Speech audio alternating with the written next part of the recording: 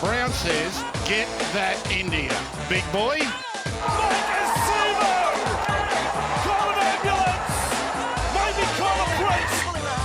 Oh, what a shot! What a shot! Campbell killer! Hello and welcome back to another edition of the Tip Sheet Podcast. As always, I'm your host, John, also known as 4020. Joining me for, well, it's a somewhat out of sync NRL news podcast. Usually we're locked into that Tuesday evening slot for our recording, but thanks to a big first press release interview for our new head coach, Jason Ryals, we sort of had to shuffle things around. It's my good mate, Sixties. Of course, we put out that instant reaction to Jason Ryals' first interview last night, mate. So here we are on the Wednesday recording our usual news podcast. How you doing after our first official interaction as fans, I suppose, with our new coach?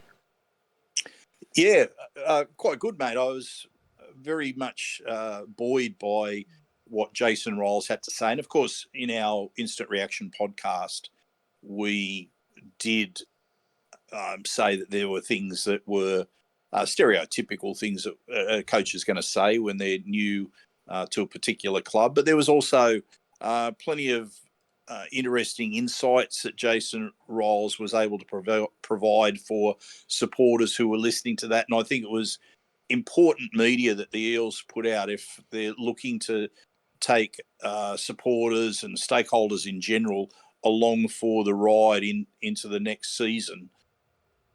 And I'm looking forward to them, the club providing more of that sort of input, John. And it was good that we were able to get that reaction out with Clint as well, which is part of the reason why we made the decision to go with an instant reaction to the Ryals interview when we're normally recording the news podcast with Clint. So Clint's not with us for this news podcast because of the timing around when we're recording, but he will be back for our usual podcast that we record. We'll be recording next week.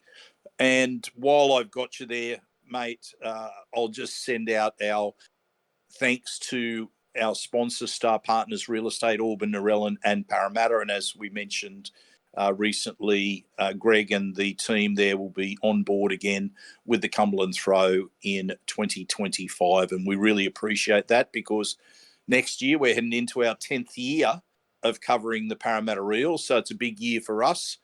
And hopefully it's a big year for the club as well. And another mention as well that we've got our special podcast of the year in review and also a little bit of looking forward that we're going to do with Bernie Gurr. So stand by for that to hit probably around the weekend, I would think, John, by the time we post that up there. And, of course, no matter what platform you're listening to this on, if you can give it a like and subscribe, that helps with all the metrics, the algorithms, and it means that we're going to get this content out to more people who are interested in listening to Eels news, listening to people talk about Eels news and opinions. So we really appreciate those likes and subscribes. But, mate, yeah, we've got plenty to talk about still with Eels news and general NRL news, so let's get into it. Yes, indeed. News team, assemble!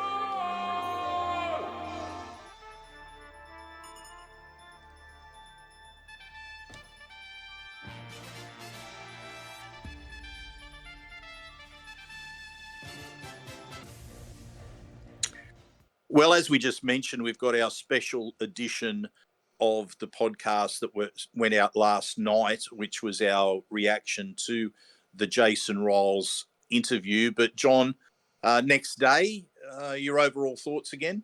Yeah, like we discussed last night, and as you just mentioned, some coaching cliche, and sort of general platitudes that we would expect of any new head coach. But I like the energy. I like the vibes. He has a clear plan. He is definitely attacking this from a cultural perspective first, laying the foundations, and like I said, it very much had that Field of Dreams vibe of if you build it, they will come.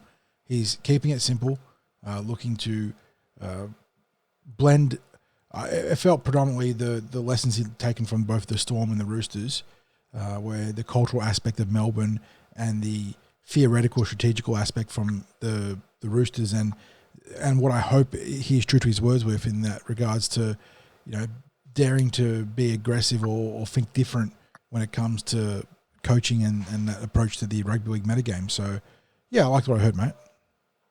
Yeah, well, I read the article as well that Michael Chammas put out. He sat down with Jason Riles, the Parramatta Leagues Club, and we read a number of the same things in that interview. He went into a little bit more detail around the plans with Clint Gutherson, where it was explored, I guess, about the potential for Gutho to have a different role other than fullback going forward. And I think there's probably a little bit more to see with what happens there in the pre-season, because it's, I guess it becomes how things start to look in terms of the team dynamic for how Gutherson might be used.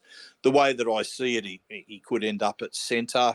Riles was talking about, either a lock role or a dummy half role.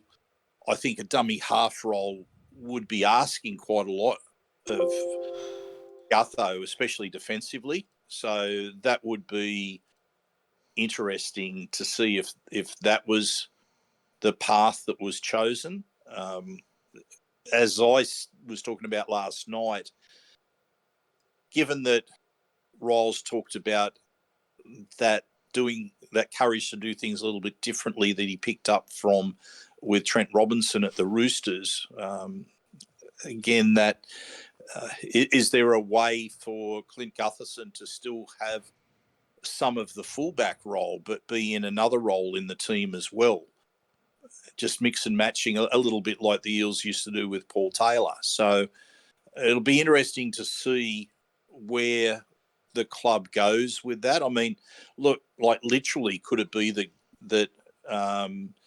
Gutherson is defensively a fullback, and in attack it becomes someone like Iongi that slips into that role? I'm only just throwing ideas out into cyberspace with that, but again, it will be something that will probably become clearer once we hit pre-season, not just for anyone that's watching what's going on, but also I think in terms of Riles himself, because he'd have his ideas about what he wants to do, but then things start to take shape as the team goes into their preparations, as you start to get things like working on their structures and shapes, and then you start to get into opposed sessions, that sort of thing.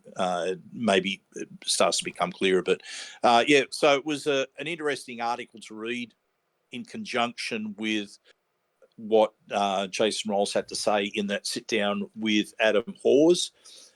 I think there was also a bit of chat about the media that was on NRL 360, and they were giving their takes and interpretations of things. I think the most important thing about the Eels media is supporters like us, our listeners, everyone that's out there that has tuned into the Jason Riles interview. We're hearing his words ourselves and taking what we want from that. And I think that's important in conjunction with any written media that's there. When you hear the words yourself from Jason Riles' mouth, that's where it. I don't want to say that that's his intent being put out there 100%, but that there's no reinterpretation of what's been said. You just judge that for yourselves. So, as I said earlier, mate, I'm hoping to get more of this from the Eels. Agreed. I think it'd be a really cool thing to use this as a launch platform for a sort of new era of media under a new coach.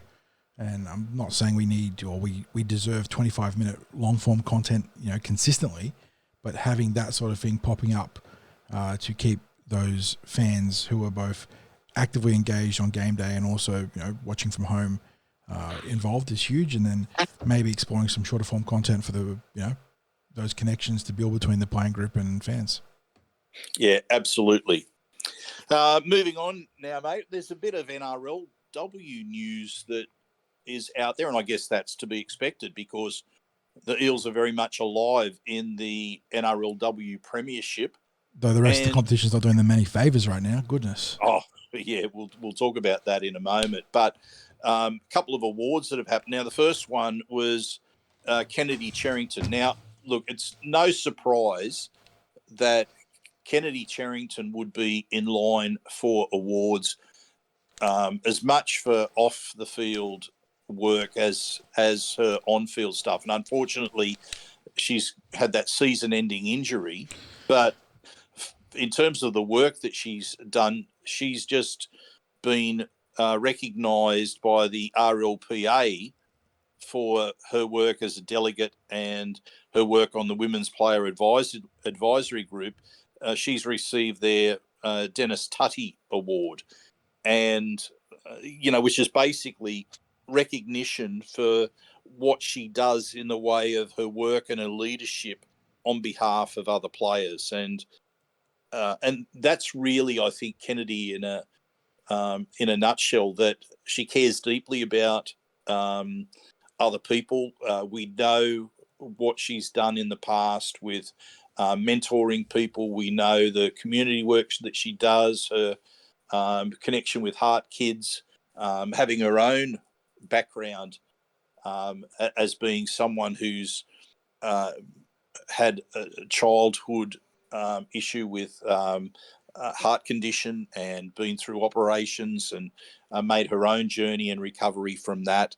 She's an inspiration to other people. So it's good to see that recognition happens. And at the same time, it's not really a surprise that recognition happens because she thoroughly deserves it, John. Agreed. Yeah, fantastic role model on and off the field. As I always love to say, the sort of player you aspire to play with but hate to play against, which is, I think, a very high compliment to pay to someone. So huge loss to the Eels on the field, but a deserved recipient of the Tutty Award off the field for everything that she's done. And on top of what you mentioned, I think she's an ambassador for the Greg Inglis Goanna Foundation. So she's doing a lot of work in that space too. She's keeping herself very busy. I don't know how she manages all of it because it's very impressive. Oh, look, I mean, we've been fortunate in that we got to know a little bit about Kennedy ourselves when she was a guest on our podcast, and it was one of the most enjoyable podcast recordings that we've done, where we planned out that we would be a certain length of time in our chat with her, but she was just so giving in that interview. And I think this was leading into the inaugural season of the NRLW from memory, John, when we did that recording. The inaugural Eels Parramatta season, in the NRLW, and we got to learn so much about Kennedy, but she's just such an engaging person when you interact with her. And I mean, we've got our own stories of interactions with Kennedy. She's just the loveliest person. Even like this year when I took my mother down to Eels training at the NRLW, and Kennedy, when she came over to say hello, and I introduced her to Mum, and then she just sat down and was talking to Mum for an extended period after she'd finished training, and it was just. And I was just thinking to myself, "Oh, this is lovely of her to do this." But then I realised this is who she is, and I think the club are very lucky that they've got someone like her who is just a great ambassador for the Eels, and we know how passionate she feels about the club, and the club. I think the club feels passionately about Kennedy because she is such a great ambassador. The next award was interesting because it's Rachael Pearson, who's been named the Apprentice of the Year at the TAFE 2024 New South Wales Training Awards, and she's undertaken her studies to be a mechanical engineer, and we know how important it is for players to have that career outside of football, and for the NRLW players especially, they are like players of yesteryear, where they have a career that happens simultaneously with their football because they're part-time professionals. The majority of the players, the Eels and all NRL players that are full-time, they're still working on their future careers. It's important to have life outside of football planned out, because people are only going to be footballers for a very short period of time when they're younger, and they've still got a long part of their work life ahead of them. So they need that career mapped out. As I said, especially so now for the NRLW players. She's been recognised for the great work in her studies, and obviously any work that's around with her studies. And John, the interesting thing I thought was that Rachel's the team engineer on the field. Yeah. There she is off the field as an engineer in her studies. Her nickname has to surely be the engineer. You want to hope so. You want to hope so. It screams the obvious, doesn't it? Yeah. Yeah. It sort of just solves itself, doesn't it? Oh, absolutely. And we're going to talk about the results on the weekend now. So let's dive straight into what we saw from the NRLW team in their victory over the Raiders. And man, talk about the work that Rachael Pearson did. Those 40-20s. They weren't even 40-20s. Yeah. It's like I said, it's a 40-30 in the NRLW in the first place, but she was kicking 40-10s or 35-10s in that game. She was striking.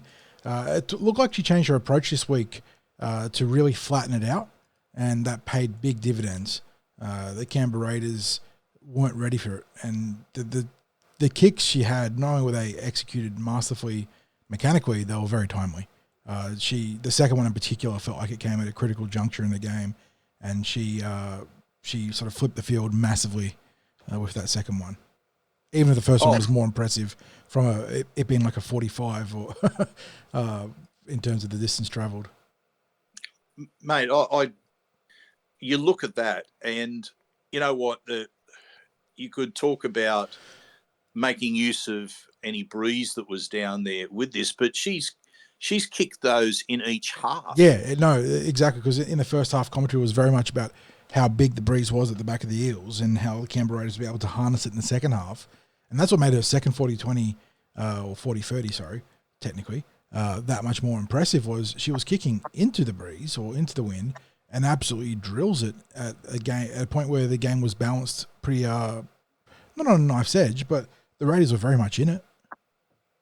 Oh, yeah, and let's talk about the match as a whole, because it wasn't perfection from the Eels. It was a long way from perfection. The second half would have had Steve Georgalis gnashing his teeth watching it, because there was we do a little self-sabotage around here, a little bit of self-sabotage. Oh, yeah, and probably I mean, the commentators were comparing it to the previous week against the Titans, but to mine, it was, there were circumstances that were going against the Eels in that match with the Titans. The calls weren't exactly going their way, but I thought there was a little bit more in the way of sloppy play in possession from the Eels in this one. But that defensive commitment, John, was again coming to the fore. The number of times that the Eels were able to hold up the Raiders players over the line, and it's probably been a feature, I'd say, of the NRLW that's become more prominent in that ability to prevent a player from getting the ball down. But the Eels have almost mastered that. They've been so committed on their goal line. It has absolutely become a trademark of their defense. And outside of those two, what I hope, and at least the evidence is pointing towards, being outlier games against Newcastle and then the Dragons. And again, the Newcastle game was a little bit funky with what happened in the lead up to it. The Eels have just been so damn good in their goal line. That's not to say that opposition teams can't make meters on them in the midfield, but when the field shortens up and they get onto that goal line, they find another gear. And it's really important, I think, to their identity and to what sort of run they can go on this year, that they are able to frustrate their opposition in the way they have on their goal line. The interesting thing about those games was I thought the opponents in both games were at their absolute best. Yep. And conversely, the Eels were a long way from their best. They looked physically spent in those matches, the Eels, but then they bounced back with especially defensive efforts that just defied the odds. Yeah, the Titans game was absolute insanity in terms of the effort levels and sort of overturning the odds. And then I think they backed it up nicely this week into the Raiders, because Canberra have been a real prickly team for a lot of good squads this year. They've asked a lot of questions and they've gotten some results. So the Eels holding on the way in the manner which they did, and including some of those issues in the second half that were self-inflicted, was impressive. And I'd very much like to see them cut out the errors. And to their credit, that hasn't been a consistent issue throughout the year. The manner, or at least not the manner in which they turn the ball over against Canberra. Like, every team's going to have mistakes, but the Eels have completed at a pretty efficient rate for most of this season. So that was a bit of a aberration there last week. But again, if you're going to make the mistakes, you got to defend them, and that's exactly what they did. So very happy with that effort. In terms of individual players, Rory Owen, I was joking to you in the text exchange, she might need to change her name to Roti Owen, Rookie of the Year Owen. She has to have that in the bag. She has been so impressive. She has been so good. And real credit to the Eels here for the scouting they did to find her in club rugby, because she looks like a natural. She scored a fantastic individual try at a critical moment in this game. That comes off the back of her outstanding try last week, where she absolutely embarrassed the outstanding Ivania Polite. So she is on some serious tear of form here. And then beyond that, a lot of the usuals. Abby Church. You know what I loved about Abby, 60s? It wasn't just the fact that she had another 150-metre plus effort, which has become a staple of her game now. But when you're talking about that goal line defense, did you catch the Fox coverage? I suppose it was 9-2, but I was watching it on Fox. She was absolutely barking fierce. I think you probably couldn't... The coverage didn't catch the actual words, which is probably good, because I'm pretty certain there was a few expletives in there, but she was barking orders, laying down the law to the Parramatta Eels, and it seems like she's really been one of those players to take ownership of this team this year, coming into her own, not just as a player, but as a leader. So I love to see that. And then beyond that, I think it was just a really solid effort across the board. There's no huge outliers in terms of meterage. I think everyone contributed. So I know that it was good to see young Tyler Amiatu get on the board. She has been good off the bench, and I think this was an extension of that with a nice try. But yeah, it was just a sort of effort across the board with a lot of solid contributions. Yeah, I just want to pick up on a couple of those people that you're speaking about. Rory Owen, when she was announced as being an acquisition by the club, it would not have moved the dial one bit, because there just was pretty much zero familiarity with her in terms of what she was going to bring to the team. And again, that speaks to the level of scouting that was done with regard to picking her up for the club, because I can guarantee you now that if the Eels announce an extension of her contract anytime soon, it's going to be met with quite a lot of happy Eels supporters, just jubilant about her committing to the club. I mean, that's a mark of who she is in that team right now. And really, we're talking about a whole lot of players there that are new to the game or who are young. And it's very much a team of the future, John.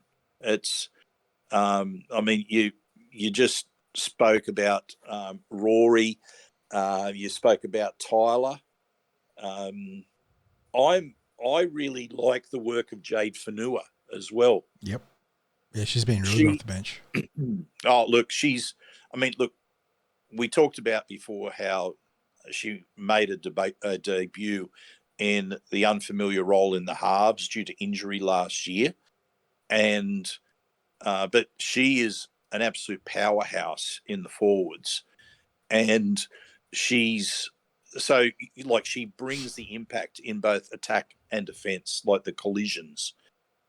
But you know that she's got a bit of subtlety to her play as well. So I think she's got a lot coming off the bench. And again, she's a player that the Eels would do well to hang on to. And as far as Abby Church is concerned, I on our socials and in the column I wrote about how prior to the first Eels season, I spoke to a member on staff about who's a player to keep an eye on that we mightn't be familiar with, and that just showed up in pre-season training, and the response straight away was keep an eye on Abby Church. And she seems to have grown her stature among her peers too, because if you follow the weekend media on like the Sunday Footy Show and on the Fox equivalents when they're doing their pre-game or sort of intergame discussions, a lot of her contemporaries will point to her as a player that's really underrated in the NRLW, and to the point now where I think she's starting to finally get rated, which is good to see. Well, John, could we go so far as to say that she is the NRLW Eels equivalent of Clint Gutherson? Yeah, there's definitely. It's funny how there's a little bit of I don't think it's intentional, but there has been some roster mirroring between the NRL and NRLW. We talk about Cassie Toihiku and Dylan Brown being so similar in the way they play the game. It's also true here with Abby Church and Quinton Gutherson being absolute, tyros in terms of their effort levels and how they help run the team from the back, and their involvement and the way that other players speak about them. So yeah, it is funny how that sort of stuff happens, and I don't think it's intentional, because roster mirroring in terms of like your NRL to reserve grade stuff is absolutely a thing where you want to have usually a like for like replacement if you can, but across the male and female competitions here, it's a funny coincidence. So yeah, there's definitely some similarities there.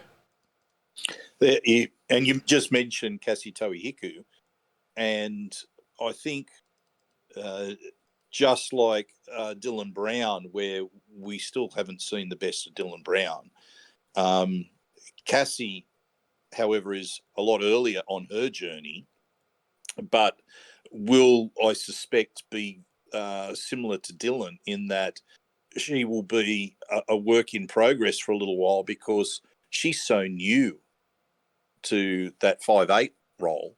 And like when we first saw her in the NRLW, she was a winger and then moved to centre.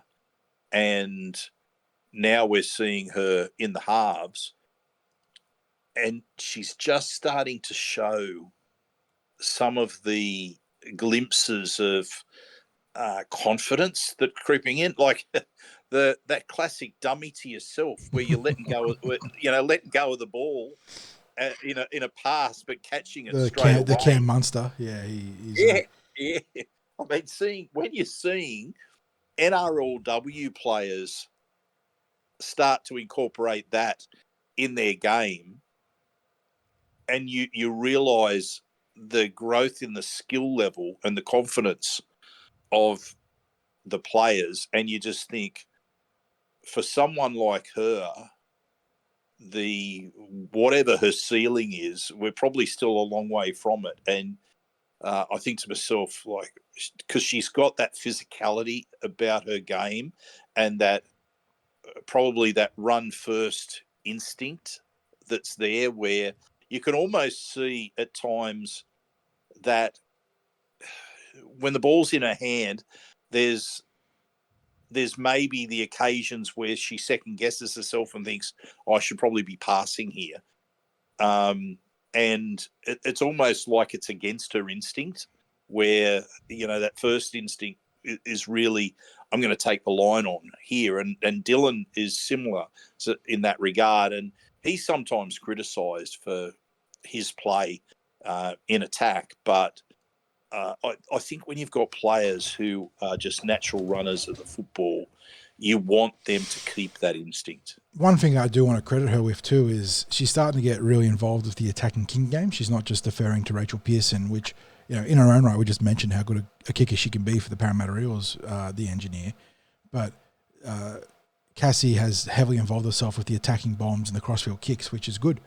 You want to see her being aggressive and showing intent to better herself in that regard, because it's one thing to hone your long kicking game and defer to someone like Rachael Pearson, who is obviously very capable of kicking 40-30s and 40-20s, but she's been involved with the attacking kicking game, and she's had some good effect. She tends to land the ball, not quite on a dime, but at least in a good spot for her outside backs to attack, and has gotten some results. So, yeah, she is absolutely a work in progress. But even so, she's just quality, isn't she? An absolute natural, which is, the label that we use for someone like Dylan Brown, and obviously going back to the original natural in Brett Kenny. They're just players that step onto the football field and just have a feel for the game that other players don't. Yeah, and you know what? There's an element where, and I'm going to go back and use a name of a player that's, there might be people out there that don't like me using, but Jared Hayne had a kick on him, and I don't know that we ever saw it enough. We saw it where there might be individual play, and we certainly saw it with that field goal. I think the 40-20 followed by the field goal in that memorable game, where that field goal just on half time ended up being the difference in the match. I'm trying to remember who that was. Brisbane Broncos, I believe it was. Yeah. But Cassie does have probably, I would think she might have the longest kick in that team. She produces the odd dropout, the restart, where she absolutely booms it. So she's definitely got a fair leg on her, which, again, that's going to be slowly built upon. And for now, she defers to Rachael Pearson on the clearing kicks, but that might start coming to the fore, later this season or even to next season. I say later this season, where we've got one round left in the regular season. But across the off-season into next year, that might be the next aspect for her to elevate her game to the next level.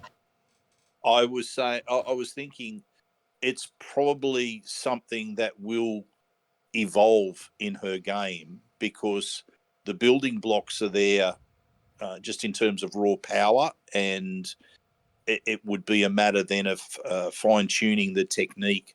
But I think that kicking work is something that will potentially be another strength for her, another string to her bow. So, and we'll launch into our preview of their match against the Roosters and what that might mean, just as we get to the end of this Eels news. Of course, the other news, Norman's women's premiership team were able to finish with a victory, and I think that victory gave them a significant climb up the final ladder in the Harvey Norman's competition.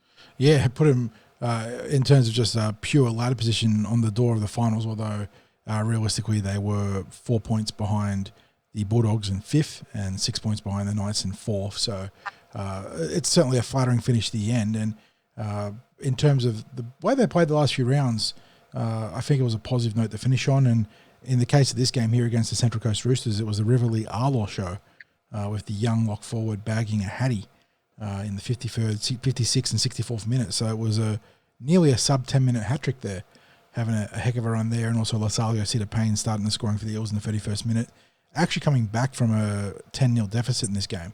So they were in a little bit of a hole, but dug in and managed to get out of it. So well done there.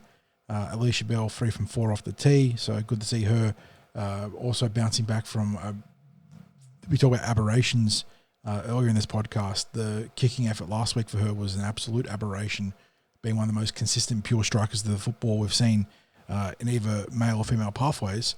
So nice way to finish the season for them 60s. And again, you talk about a young NRLW team. This is a very young Harvey Norman women's premiership team, and assuming that the Eels can keep the majority of them, it really puts them in a good position next year to bring on some of these young ladies and turn them into NRLW players.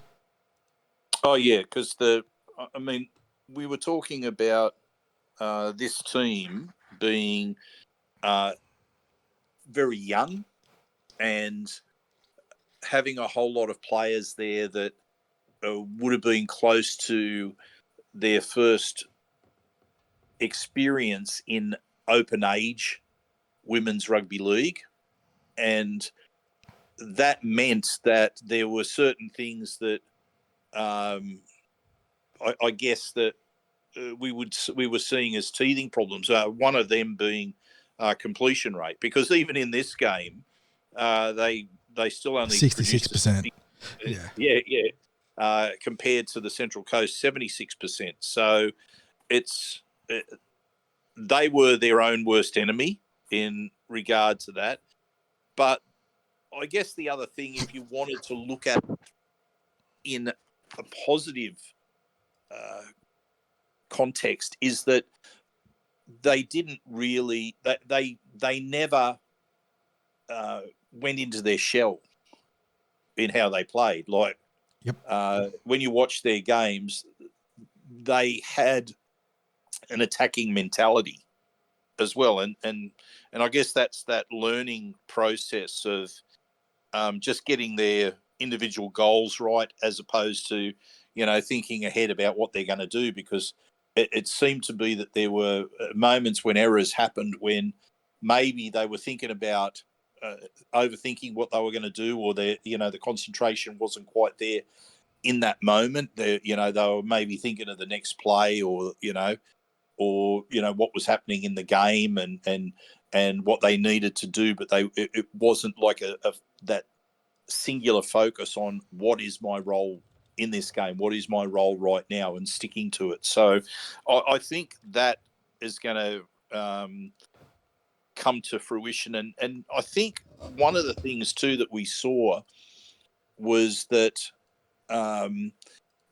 there was still that some good qualities that we saw in defence, because heaven knows they gave a lot of possession to opposing teams, and to compete in so many games where it was, I guess they put themselves in a situation where they were against the odds in terms of possession and territory because of errors. So, good building blocks, I think, for next season, not only with regard to the NRLW program, but to the the Harvey Norman's program, but also the NRLW program, because they are that feeder team to, again, a team that has a number of young players as well.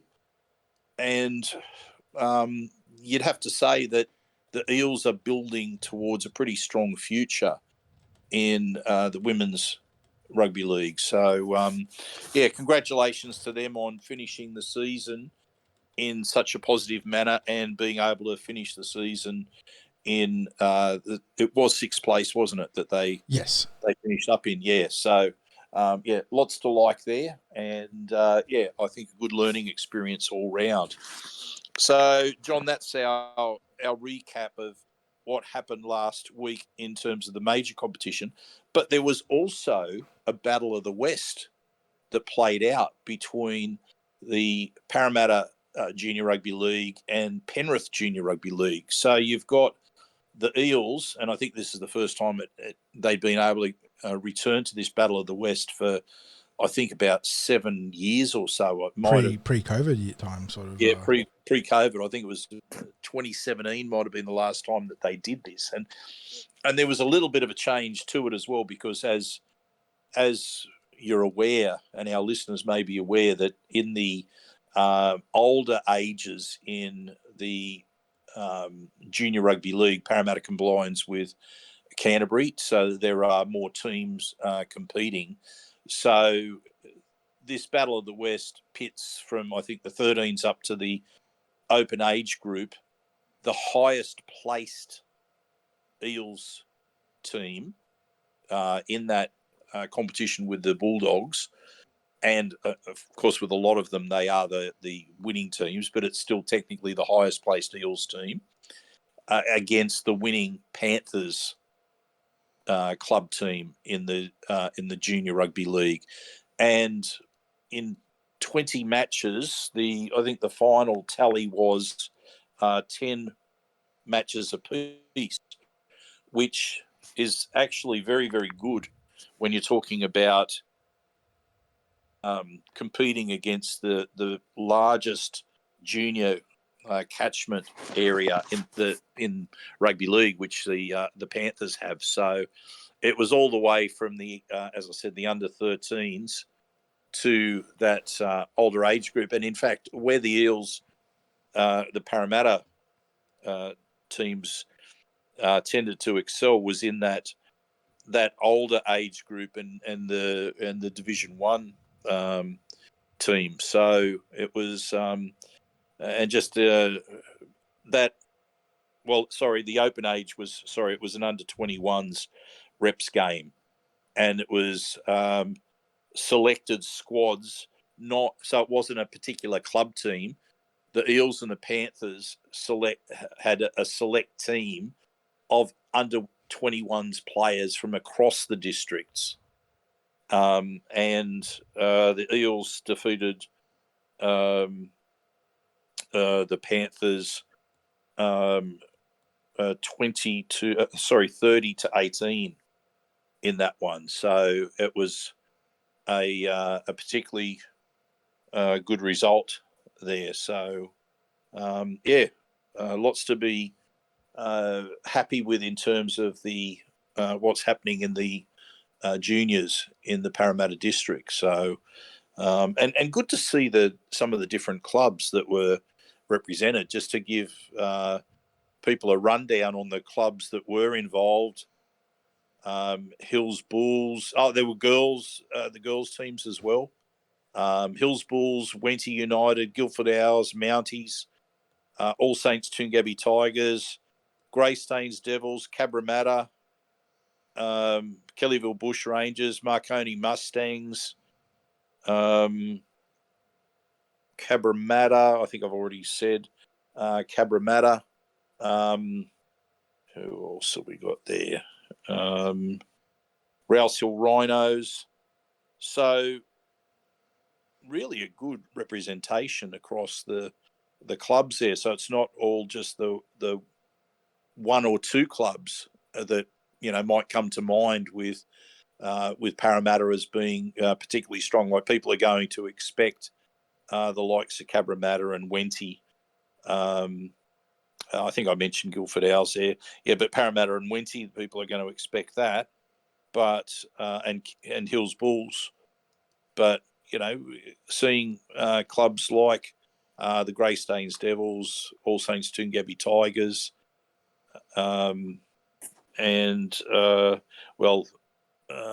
even Marconi Mustangs as well. They might not be clubs that people would immediately come to mind as as achieving success in the juniors, and it's good to see there's such a wide spread of representation in that battle of the West.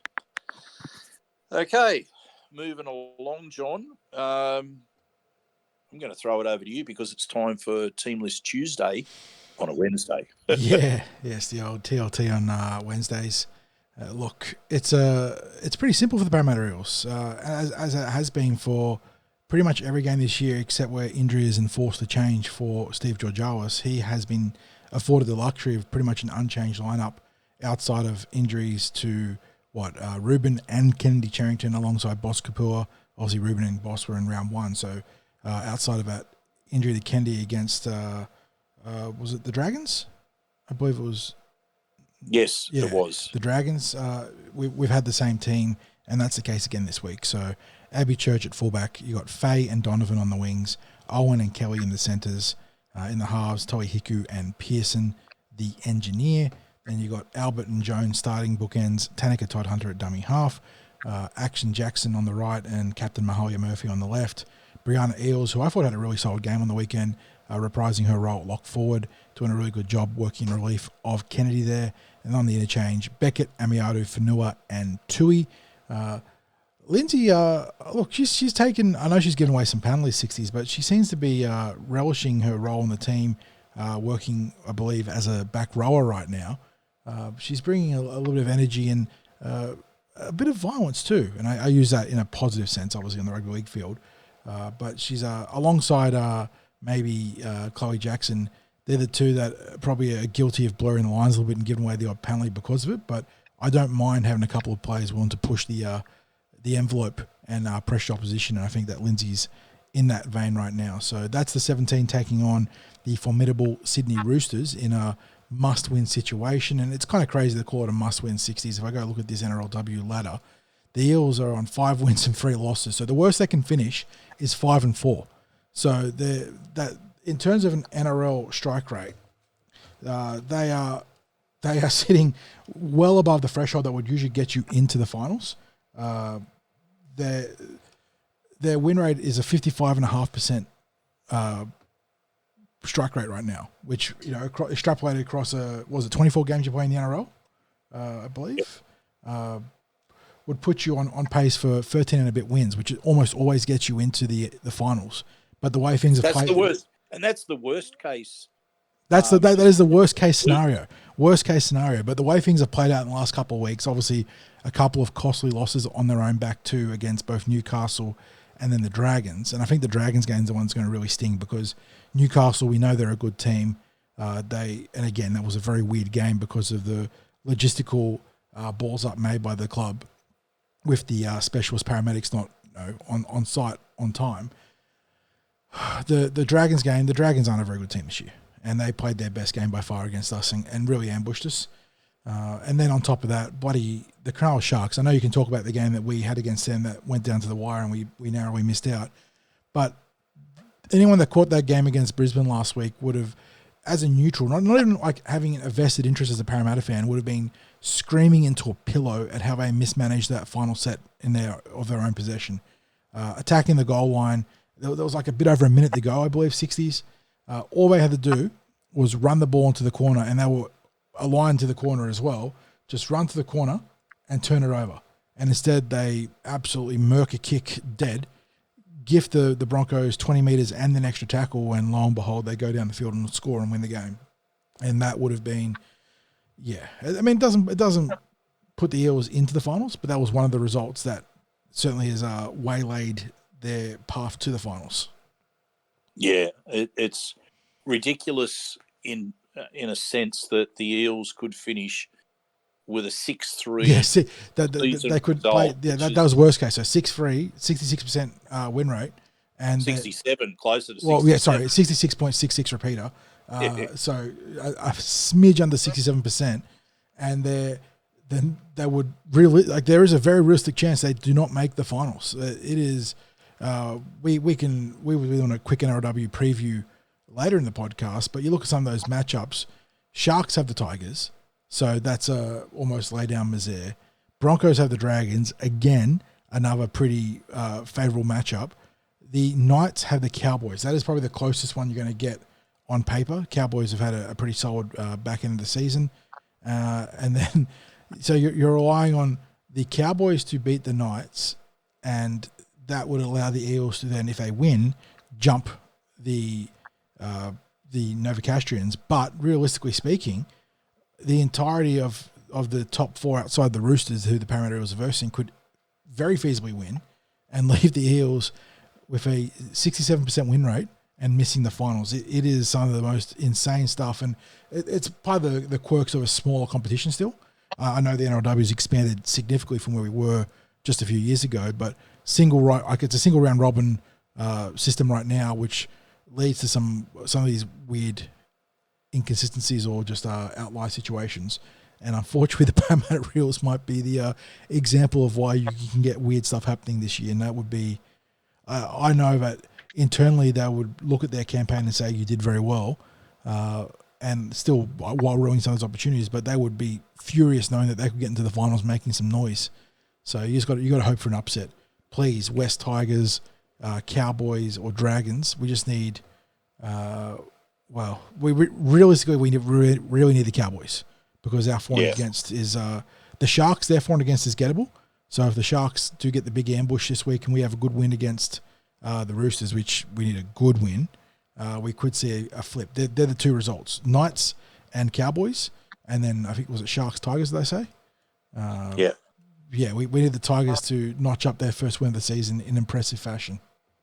Well, who knows? Maybe mentally the Sharks are headed for disaster territory. That's not an unfair comment. I think that loss to the Broncos on the backing up from that annihilation at the hands of the Roosters, that is potentially backbreaking stuff.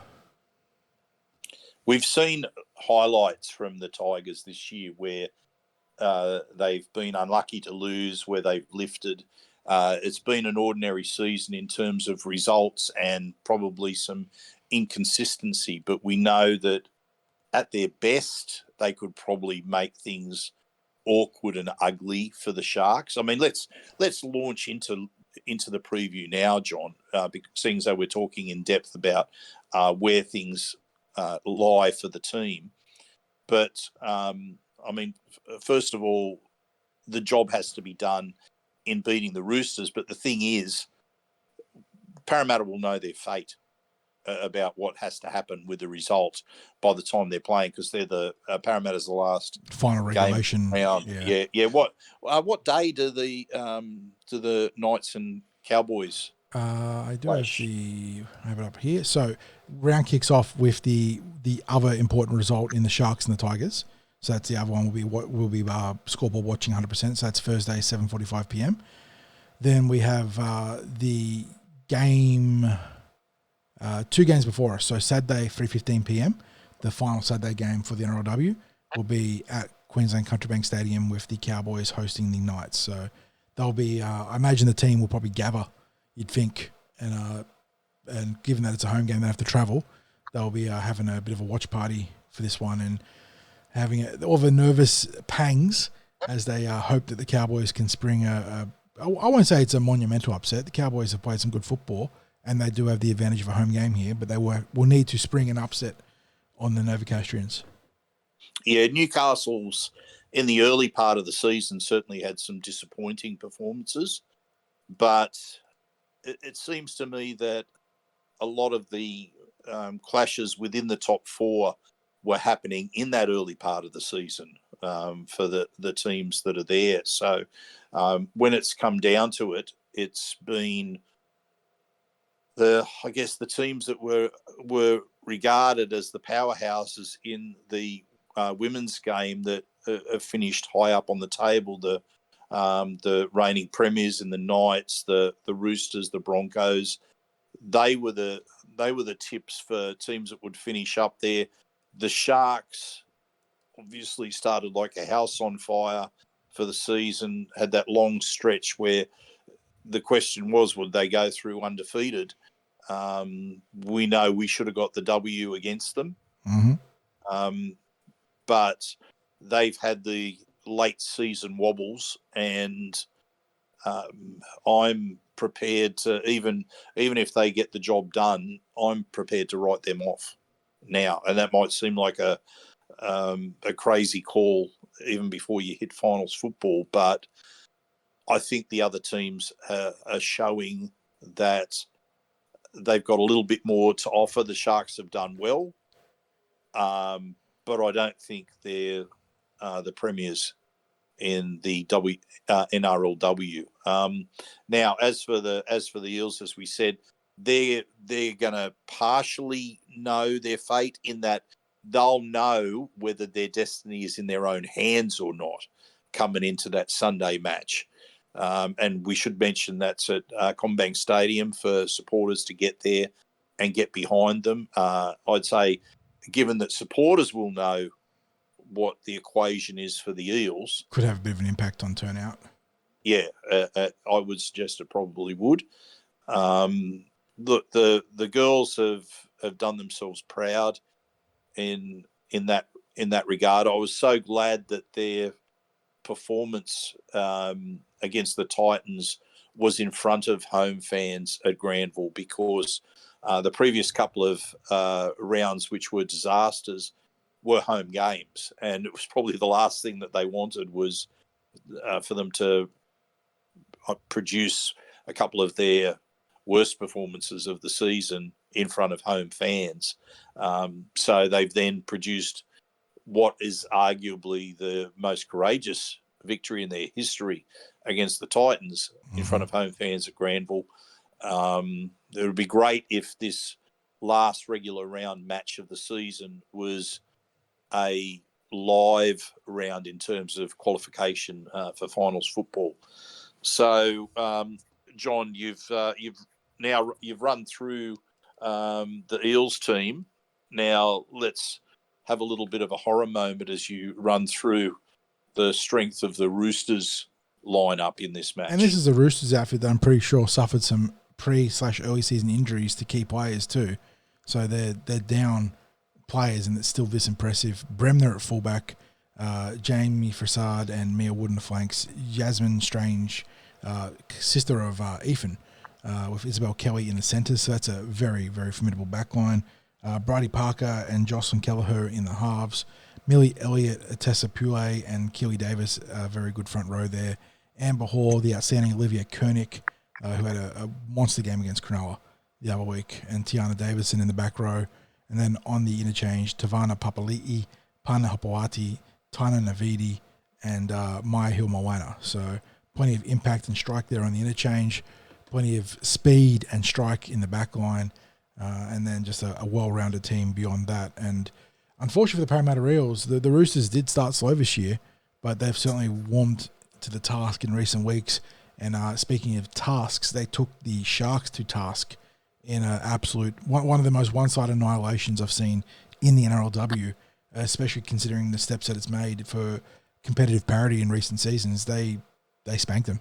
It was a thorough humiliation the other week. So it's not even a win and in situation, which is very frustrating. And that is just wild to say, that a win and in where the win puts you to 67% win rate on the season.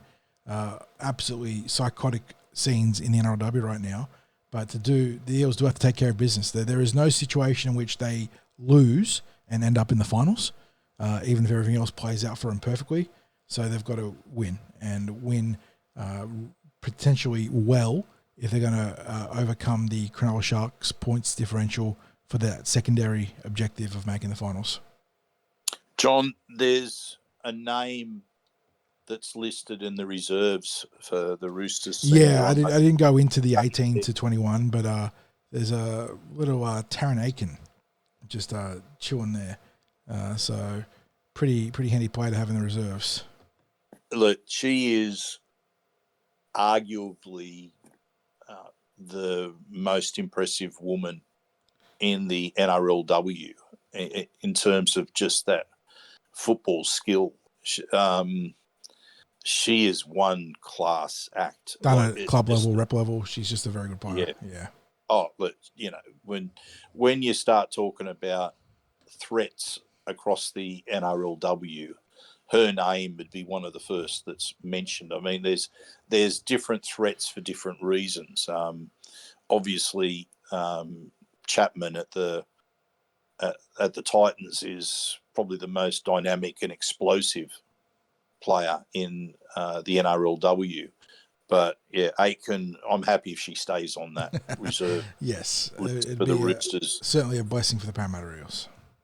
Yeah. So, John, how do the Eels play this against the Roosters? Because when you've got the Roosters just dismantling the Sharks like they did the other week, you know that they're a team that's not only skillful and talented, but their confidence has to be nearly off the charts right now. So how do the Eels go about this? I don't think too much changes for Parramatta this week, mate. You don't want to be guilty of overthinking it and trying to over-strategize. You've gotten to this point where you're going to, regardless of a win or loss this week, you're going to have what would be, in terms of just in a neutral setting, a pretty successful season. And it was built on the back of really desperate goal line defense, high energy stuff from your forwards, some speed and nous from your backs, and then good game that balance between good game management from Pearson and then the sort of heads up dynamic play of Kasi Tawihiku. And then you got players like Church and whatnot filling in around that, covering all the holes. I don't think you change too much there. You look to your forwards to establish a platform. Obviously that means LC Albert in particular leading the way. And then you let everything else play from that. The Roosters are going to throw plenty at you. Bremner's an outstanding fullback. She's going to pop up and ask some threats. If Aiken isn't playing, that's obviously going to be massively helpful. But Kelleher and Parker can do a job too. But don't get guilty of overthinking it. And it's going to be hard because you're going to be scoreboard watching. You're going to be looking at that Cronulla game and that Newcastle game and waiting to see whether you have a shot. And if the dominoes do fall in a way that gives you one or two bites at the cherry pending either of those two results, like the West Tigers getting that big win against the Sharks or just the Cowboys upsetting Newcastle straight up, you got to then be careful to partition that emotion, because it's one thing to get the shot, it's another thing to then go out and execute it. So minimize the errors, play your football, don't overthink it. Obviously you want to identify key players like Bremner, Kelly in the front row, Millie Elliott, Koenig on the edges there. I think she plays on the right edge for the Roosters. So you want to be looking at trying to negate the influence of those players. But there's going to be a lot of emotion in this game, and I think that's going to be the real important thing for the Eels is to I don't want to say put a lid on it, but you want to positively harness it. Don't let it overcome you. Don't let it suppress you. Don't let it get the better of you. Just ride it and use it as a tool to hopefully engineer a critical win that will be done on the back of some other results going your way too. I guess what you're essentially saying is trust the processes that have got the girls this far. And I think having a coach like George Awas at the helm is he's been so good for them the entire year, and you'd think that this is the sort of game where his vast array of experience on the NRL and New South Wales Cup side of things has him in a position to guide the girls here and walk them through what is going to be probably the most stressful weekend of football that they've had in their careers, and that includes going to the grand final, because the grand final was a little bit of lightning from the blue, wasn't it? It was the Eels. Again, the Eels tend to find their way into these bizarre situations where had the one win in the last week of the regular season, turned that into a huge upset win against this very club, the Roosters, that landed in the grand final. They were just happy-go-lucky that year. This year they've been a good team, and they deserve to be in the finals. But that's just the way things have played out. It's a pretty tricky process to get there, and it involves winning and then also having a bit of luck go your way elsewhere. Yeah, like you can literally see the players trusting the person next to them in this Eels lineup. You can see the belief and faith that they have in the structures, in the shapes that they have, defensively, those structures are just working so well. The attacking shapes that they have.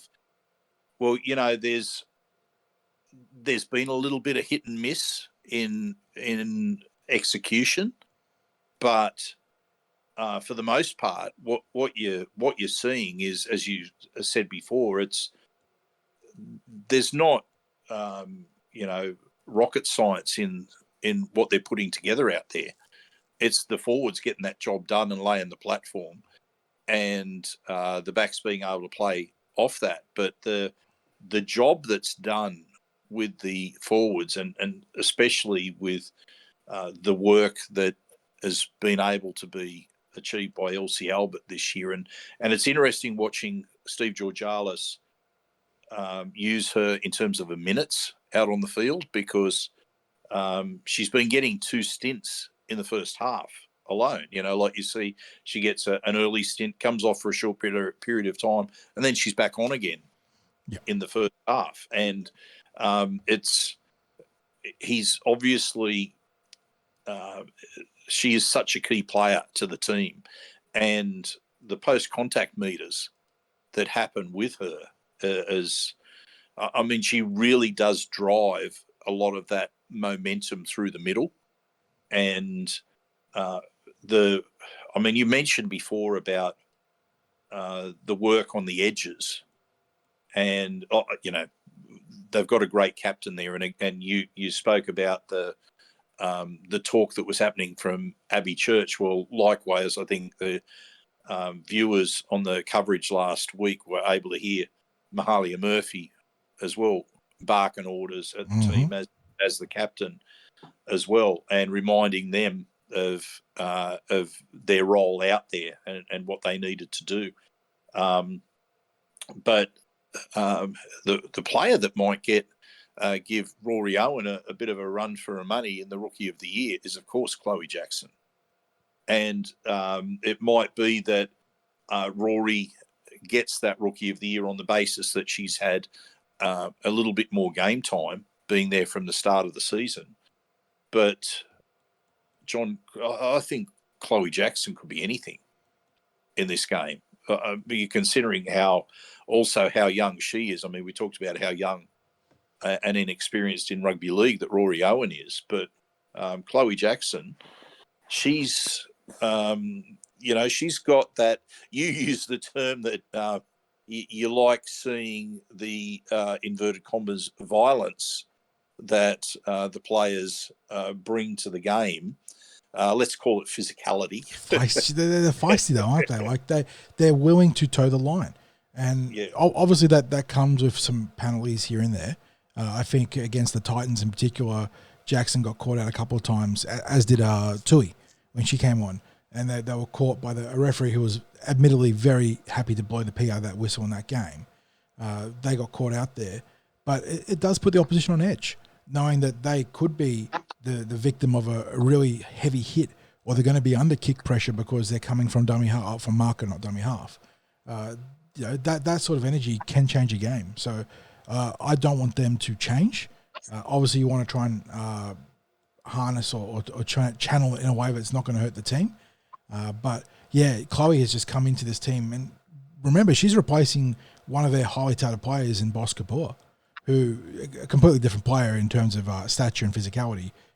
Boss is more of a prototypical modern back row, big, powerful runner. But Chloe's come in, and Cam Murray's probably the player that comes to mind in terms of the leg speed. But she's just come in and brought energy. She's been such a handful with the defences of her ability to not just move before the line, but also drive through contact. She can pass before contact too, and she's set up a few tries that way. And she's just a menace. She's a feisty terrier off the ball, and coaches love that. So you got to imagine that Steve Georgalis is doing a lot to encourage it, but also trying to grow that aspect of her game in a manner which can only help the team and not hinder it.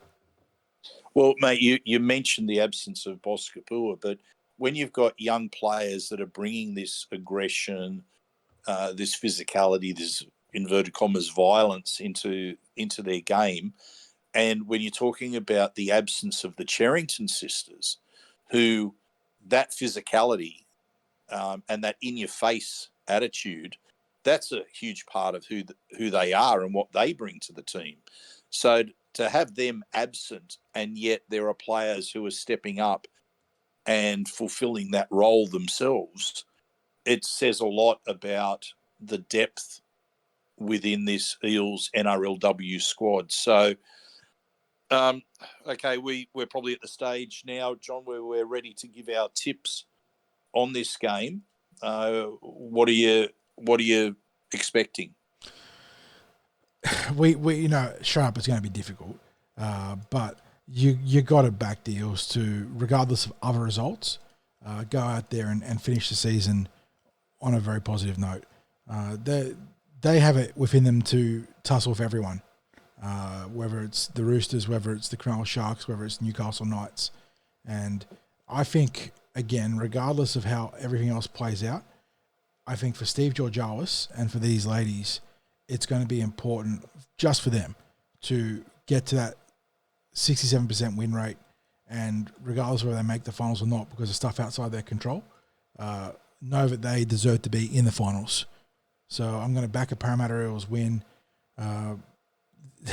They need it in order to achieve that secondary outcome of the Tigers springing upset. They need a big win, and while it's probably not within the realms of possibility, I'm going to send them my energy and back them to beat the pants off the Roosters this week, as improbable as that seems.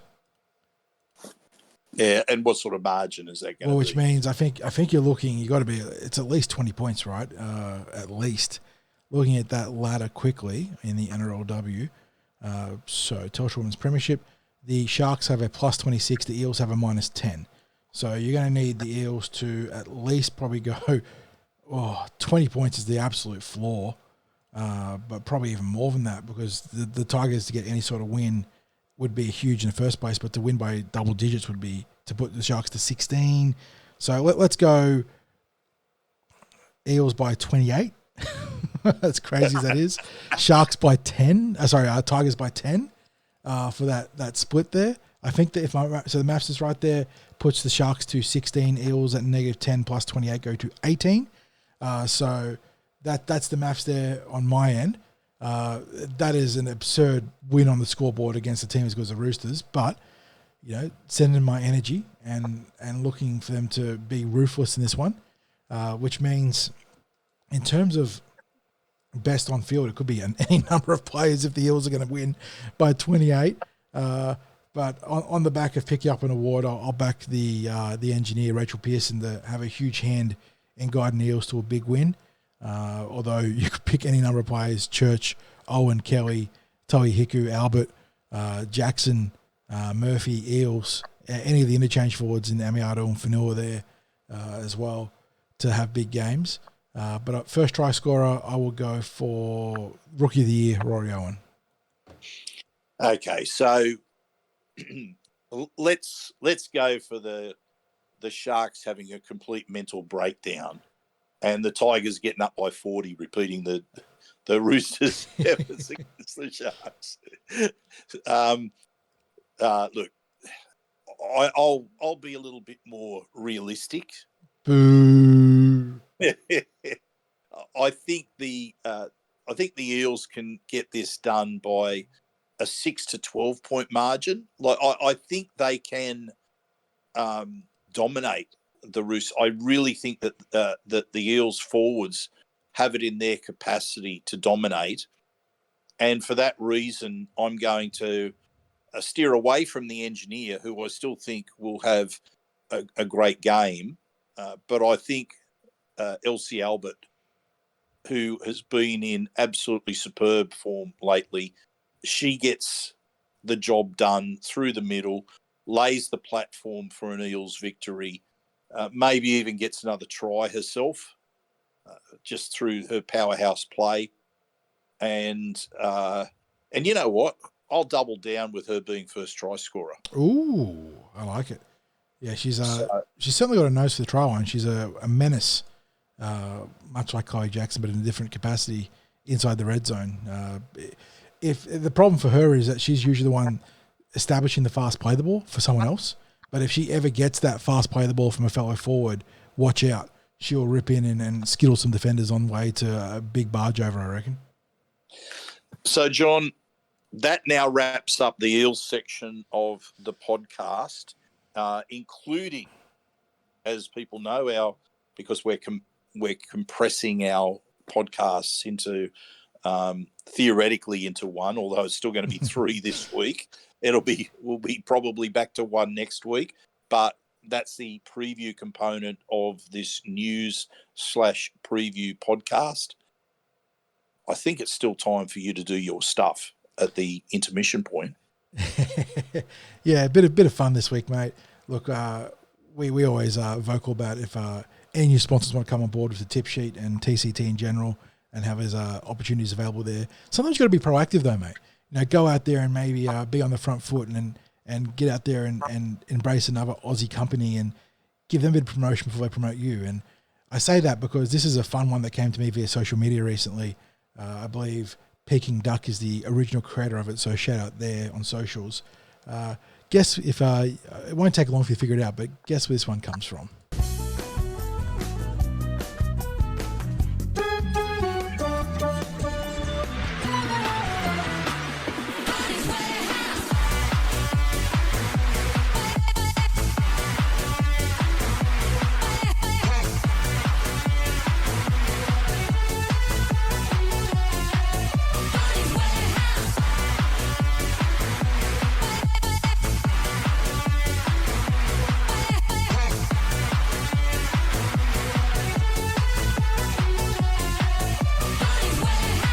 So if you're ever feeling in the mood for a rave at Bunnings, we've got you sourced.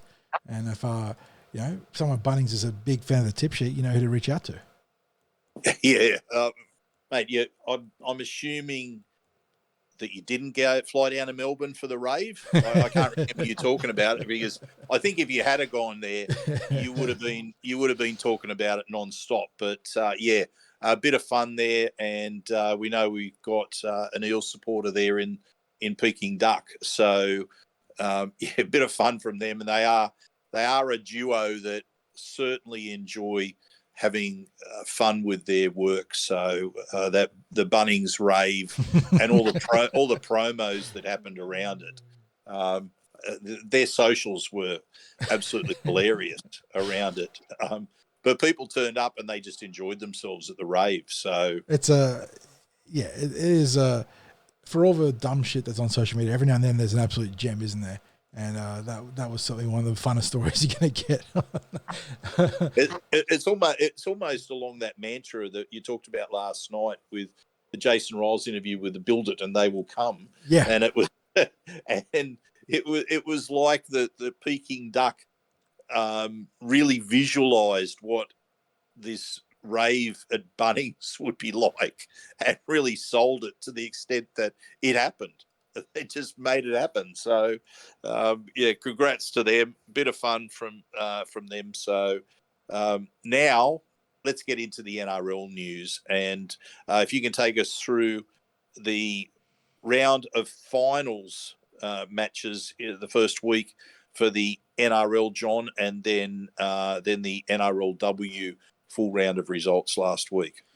Yeah, unfortunately for the non-elimination finals, it ended up being 2 fairly one-sided results, starting on Friday night, the Penrith Panthers out of Bluebet Stadium, winning 30-10 over the Sydney Roosters. I will say, though, the Roosters were threatening to get back into the contest at one point and actually had a try disallowed when the game would have put them, I believe, 24-16 down, 8 points down, because it would have been 24-16.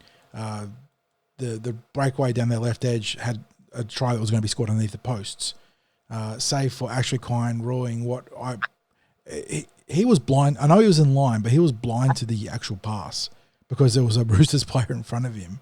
A blind call on a pass I thought was clearly backwards. So the contest got taken away at that point. But again, by the same token, Penrith flexing their premiership muscles once again. So spooky stuff there. The team that's going to be the best bet at stopping them, also flexing their premiership credentials. They were way too good for the Cronulla Sharks, 37-10 This game had the tone set early on with Will Kennedy, who was a great player, but dropping the kickoff, leading to a lone dropout, mate, that you can't do that against a team as good as Melbourne Storm. And they took full advantage of that. Cameron Munster getting out of dummy half and scoring a cheeky little try. And Melbourne going on to win care partially to Mr. Johnny on the spot, the Vulture. Harry Grant getting a Week 1 finals hattie by just being in the right place at the right time. So well done to Harry there. Then the two more exciting games, the elimination games, up at Queensland Country Bank Stadium. Kalen Ponga, who had an absolute monster game right up until the last pass. Oh, my God, rugby league is a cruel game sometimes, mate. Kalen was so good. He did everything he could to drag the Newcastle Knights kicking and screaming to a win, but then gets that last pass to Gagai. It was fractionally wrong, mate. Fractionally wrong, but it just caused Dane to have to reach out in front of his knees, and he drops the ball for a certain try. They'll be ruining that one. The Cowboys going on to win 28-16, which doesn't really tell you how close the score was because Cotter and Dearden had late tries in this one. Dearden with the ceiling ceiling try in the 78th minute. And then probably the pick of all the games, Sunday at Core Stadium, the Manly Warringah Seagulls prevailing 24-22 over the Bulldogs in a very fast, very physical game that saw the Bulldogs absolutely bullying Tom Tebojevic and Lehigh Hopewadi early on, only to get run down by the class of Manly, in particular Daly Cherry Evans, Luke Brooks, Tolotau Kula, I think were probably some of the three key players in that comeback, and having an absolute unravelling at the end with Reed Bunner giving away a silly penalty and then passing to Kikau, bounce passing to Kikau for the final play of the game instead of finding his gun 5/8 with the monster boot. I don't know what happened there, but Manly getting out of a hole because the Dogs were fired up for this one, and credit to the Seagulls, they played some good football. Yeah, so just a couple of things that you touched on, and it really, first of all, brings in the refereeing issues. Look, I don't think Ashley Klein's been a final standard referee for some time, but he's a referee that's been favoured by the NRL in terms of, he's someone that they like to be in charge of some big games. And like you, I thought that pass was clearly backwards. And although the Panthers were flexing their muscles, the Panthers were on fire in that game, but you can't keep going at the pace that they were going in that first half. And look, also to be fair, that play, the ball's diabolical. They're just rolling that ball back, and they're not the only team doing it. But when Penrith are on a roll, they're on a roll literally. Like that ball is just rolled back, touch football style in the play the ball. And it was, the speed of the game was off the charts. And there were elements of everyone raving about the speed. And I was certainly caught just in shock at how fast they were playing. It's not the first time that I've seen a team be on fire with the speed of the game. Like when the Storm were really on fire, and not saying that they're not now, but certainly in the Cam Smith era, you'd see the speed of their play live. Like you couldn't, the TV didn't do justice to how fast they would play the game. But if you were able to ride through it and keep the damage to a minimum, you'd be a chance in a game against the Storm, because you can't keep going like that for the entire game. And the Roosters, to their credit, especially after half time, when Panthers have come out, they're not quite hitting that mark as they were in the first half. They started to eat away, chip away at the lead, a little bit of momentum going their way. And that call was the classic momentum killer. Because if they get to 24-16, who knows what starts to kick in mentality-wise. Like, for a start, a hell of a lot of self-belief with the Roosters. Secondly, maybe a little bit of self-doubt with the Panthers, but no, as soon as that was snuffed out, everything was that balance swung back towards the Panthers, and end of story. Look, the results are pretty much what we predicted anyway, John, when we were going through our tips last week, which was the Panthers were going to be too strong for the Roosters. The Storm were going to be far too strong for the Sharks. We spoke about the Sharks and the draw that they seem to get year on year that pits them minimally against other finals teams. And they only had to play 3 games against the top 4 opponents, which means they only played the 3 teams that were in the top 4 with them once. And that's a massive advantage in a season. So they did get 2 wins out of those 3 games. But, it comes down to what sort of workloads put on them, what sort of pressures are put on them during the season. And they get a real advantage with the way the draw has worked out in recent seasons. It's not a surprise to me that they lost as they did. I think they'll go out the back door again this year. I think we'll get to our tips. Isn't it perfect who they're versing again? Because it's not too dissimilar to season 2022. Yeah. So,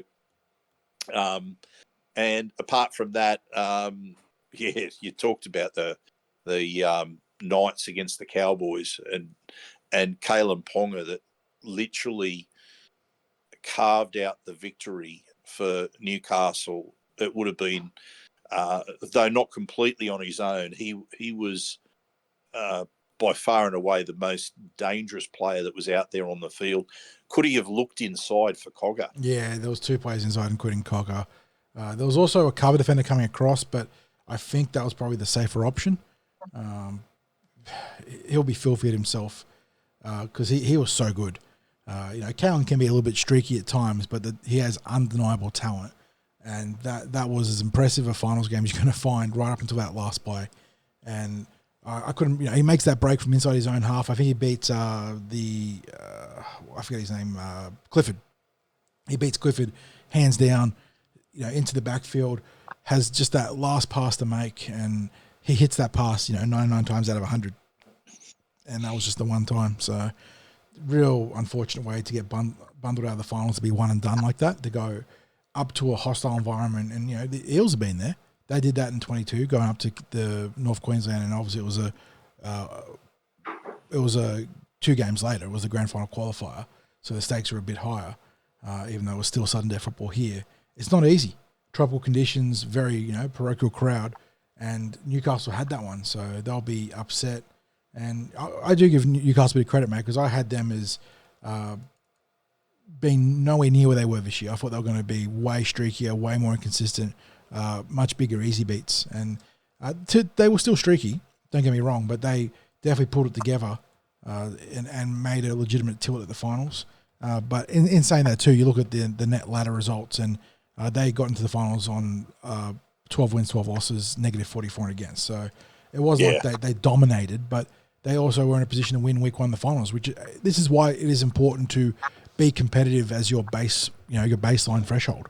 Because you get these opportunities where you might not be a real chance at making the grand final, but it's just 4 wins. So Newcastle are very close to that. And that's it. I mean, it's said that the finals football is a whole new competition. Yeah, it really is. And it absolutely is, because all you have to do is be there. If you are there, then you're a part of the competition. If you haven't done the work during the season, or if things haven't gone right for you, you don't get to be a part of the games that really matter. And credit to Newcastle, they got there. I still believe that the teams 6, 7, and 8 were making up numbers in reality. I think the Cowboys have a chance. I mean, I still think that it's the top 2 teams, and it's it's a gap to everyone else.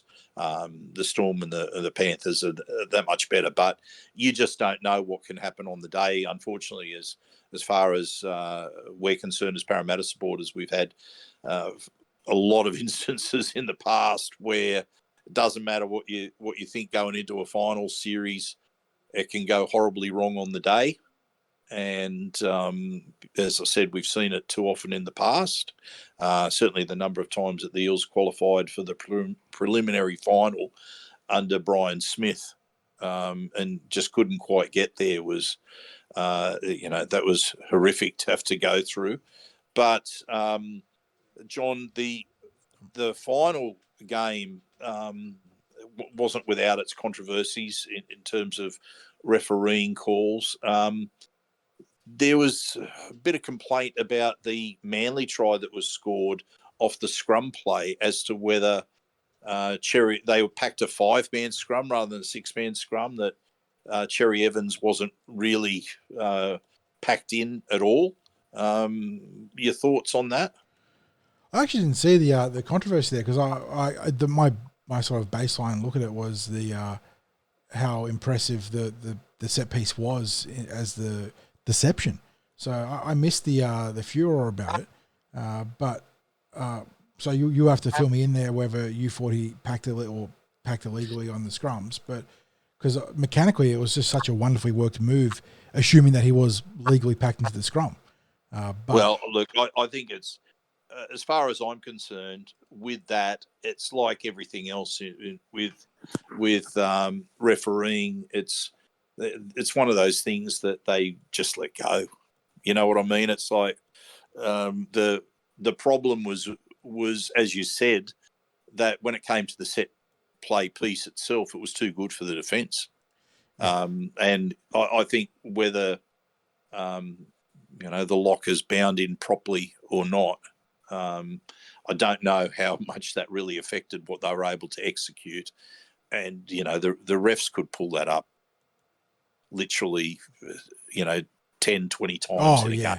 And you hear him always coaching the lock, make sure you pack in, shoulders binded, which, again, it's given that scrums aren't contested, I don't really understand mechanically why we even cared that the lockers got their shoulders, touching the back roller's backside.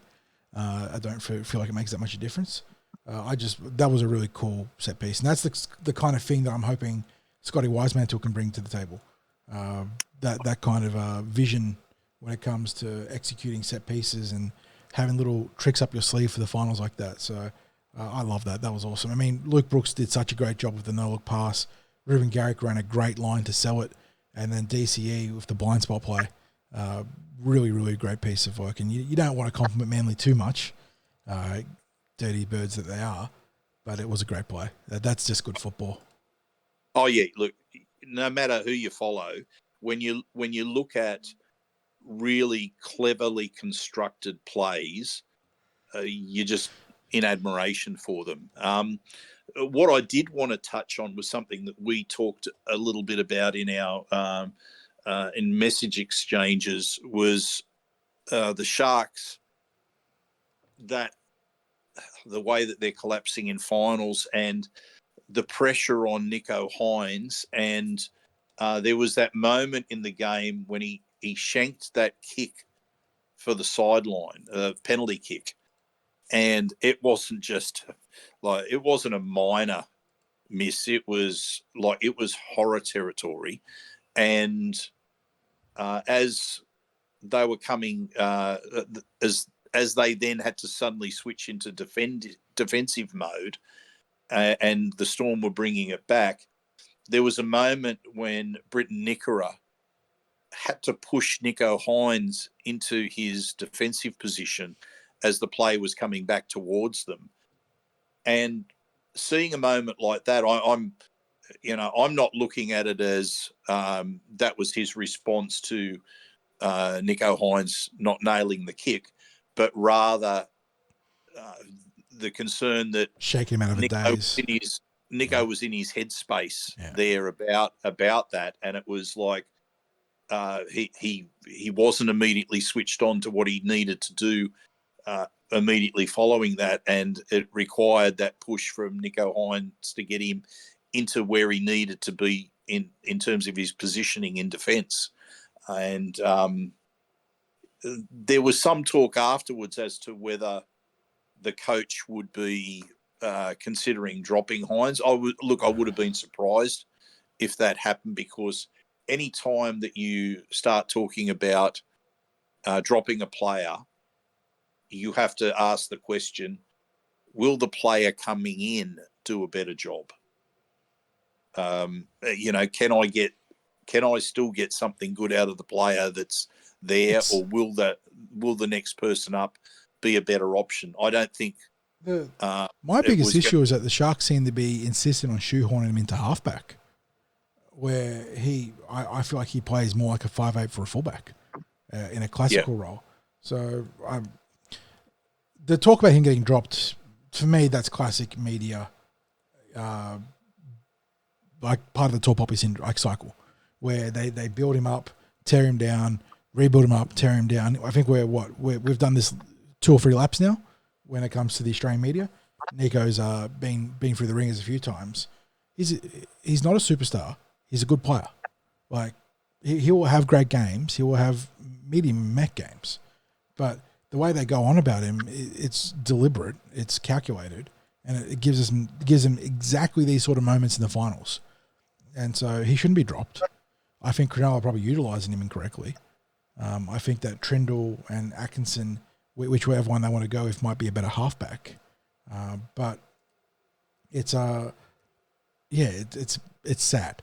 Just this whole, and to his credit, he fronted up to the media and talked about how he's just doing his thing and sort of disengaging from social media, and most of the stuff, the negative stuff he hears is when he talks to the media, which is probably true. But yeah, Cronulla, unfortunately for Cronulla, he's become the face of their struggles in this regard, hasn't it? It's like, was it 7 finals games in a row now that they've lost? They obviously won in 2016, which again, they were over the cap before and after the grand final, but not at the time of the final. Not on the day. Not on the day. Not those 80 minutes. I don't know transactionally what they did to get under the cap. Just a salty little Parramatta fan here, boys. But they've had their struggles, and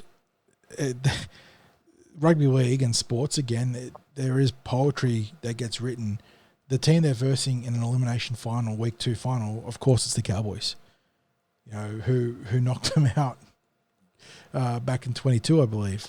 Val Holmes with the field goal. So it's lots of cycles, whether it's deliberate from the media or just natural from rugby league. People get so fired up about Nico. I say this in the nicest way possible. I don't care. Like, he's just a good player that is the victim on both ways of being gassed up too much and torn down way too aggressively. Just let the guy play football. Maybe Cronulla need to reevaluate how they use him. I think that's probably a more fair discussion.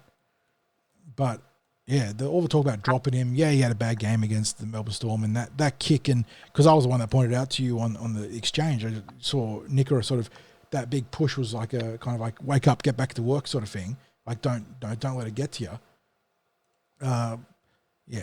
I think they're going to be, even with the home game advantage, they're going to be.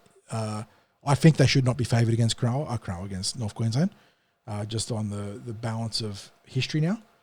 But yeah, the media are having a field day of this. They're milking it for all it's worth. What's the venue they're playing at this week? They should be forced to Allianz, right? Let me just double check that for you, because you cannot play. It is Allianz. I was right. 7:50 Friday, so that you can't play at a suburban ground week 2 of the finals. Which it's actually an Allianz doubleheader this week. I say about a doubleheader across 2 days, but Accor Stadium not getting any use because the Roosters also having a home game. What's your tip on what the crowd's likely to be for the Sharks against the Cowboys at Allianz? I'm not expecting a big turnout, mate. Like a decent turnout, maybe 30,000. Cowboys, well, the team can't even get to Sydney. How about that one? They can't get a flight to Sydney, looking for help with a charter flight to get there. So I don't know what that means for fans.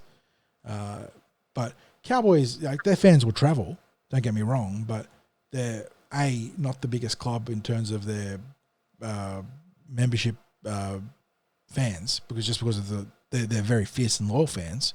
But to travel from North Queensland, it's a serious journey. And Cronulla, again, they're not a big club, so I don't think the metric's going to be great on Friday night. I imagine there's going to be lots of tickets available cheaply and even being handed out to help generate some buzz. I'd expect, and again, sad day, the Roosters and Seagulls, not monstrous fan sizes by any regards, but I think that'll be a pretty healthy turnout. There's a lot of shared history and finals between those two clubs in recent years, especially. Recent-ish years, especially. I think that you want to hope that's over 40,000.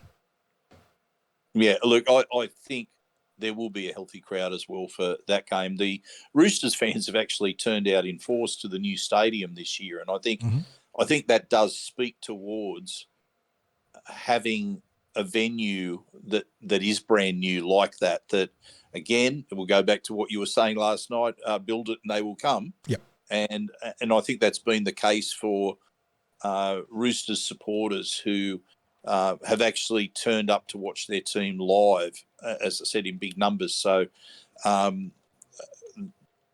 when and I think no doubt the Manly supporters have really galvanised behind their team this year. They've had sellouts at most weeks at Brookvale Oval or Four Pines Park, whatever name you want to go by, and it's not a huge venue. I think you start talking about a sellout by the time it's around 18,000 that's there. But they have turned up this year. There was good numbers of Manly supporters at the game last week at Accor. I think they will get a good crowd for this game. But yeah, the Sharks, I mean, they've got a venue that holds 11,000, 12,000 at their home ground. They're not building that strong element of fans that are to turn up at games because if they had a big game that was a sellout, they're not getting people. People aren't able to get tickets to the game, and their home ground should never be used for finals football.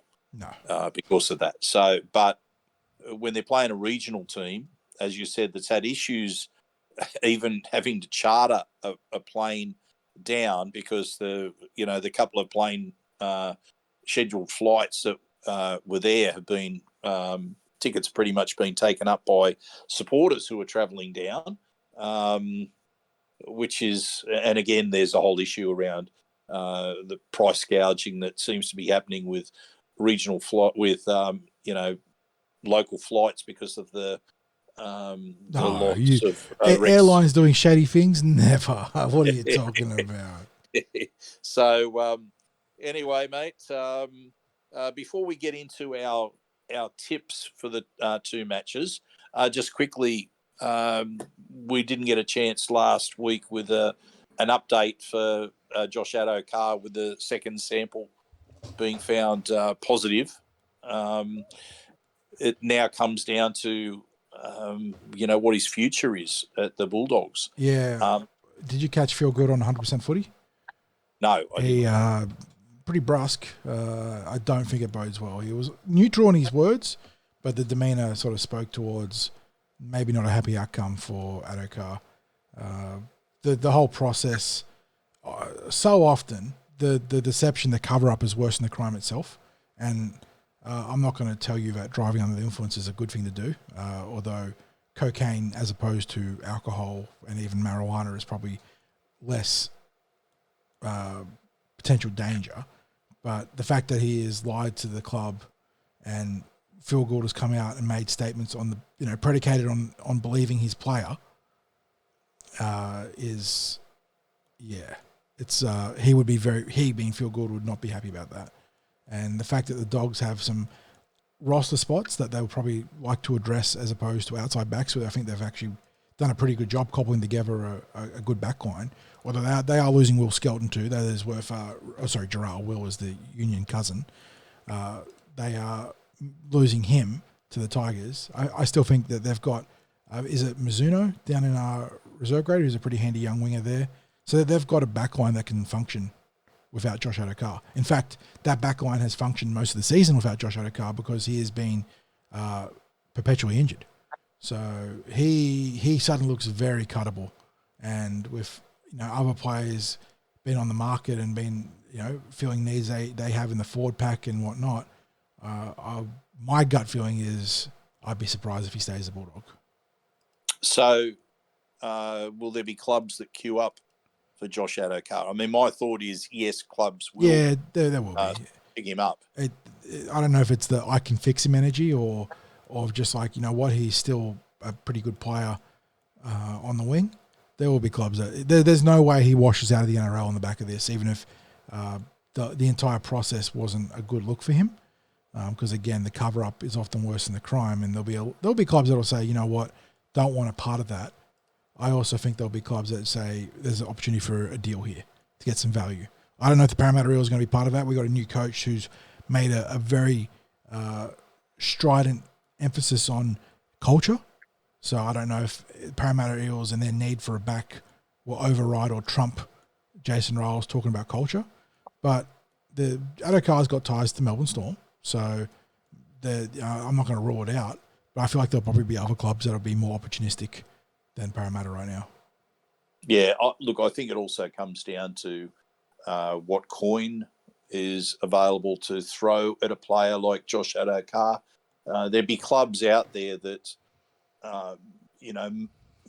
maybe have put themselves in a situation where they will have money to offer, but there'd be plenty of clubs out there would have to move chess pieces to make it happen as well, because I'm sure that although his market value might have dropped a little bit because of baggage and indiscretions, that he's still going to command decent coin where, there's maybe clubs that haven't set aside that for a winger.